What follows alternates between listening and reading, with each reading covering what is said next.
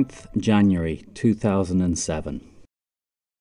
Joshua Bell, one of the greatest violinists in the world, played to a packed audience at Boston's stately Symphony Hall of 1,000 people, where most seats went for more than $100. He was used to full sell-out shows. He was at the peak of his abilities and fame. 3 days later, Joshua Bell played to an audience of nobody. Well, maybe 6 people paused for a moment, and one child stopped for a while looking as if he understood that something special was happening.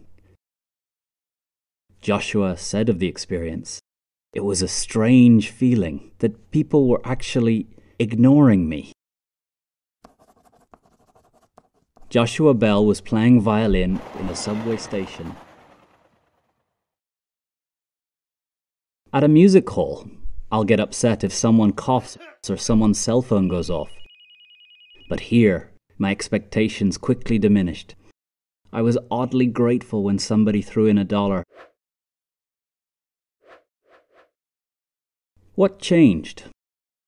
Same music, on the same violin, played with the same passion, and by the same man.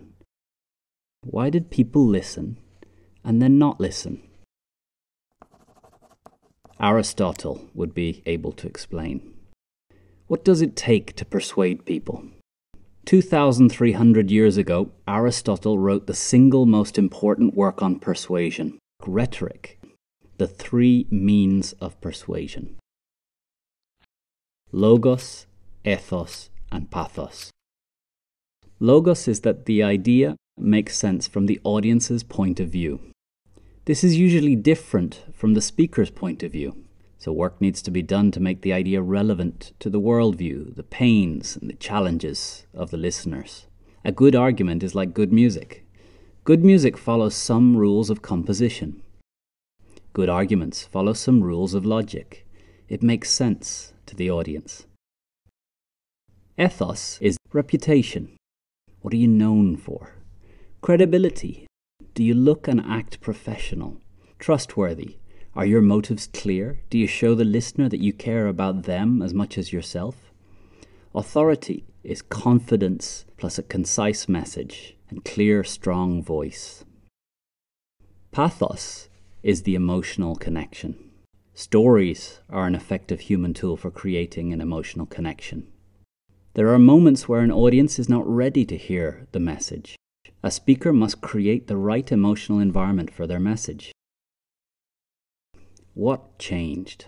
Why did people travel for miles to hear him play one night and not even pause for a moment to listen the next morning? The answer is that ethos and pathos were missing. Ethos.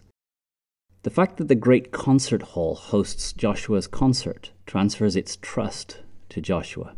We trust the institution. We now trust Joshua. The subway does not have our trust for musical talent. We do not expect to find great art, great music, or great ideas. So it confers no trust to Joshua. Pathos. The concert hall is designed for an emotional bond between an audience and an artist. The subway platform is not.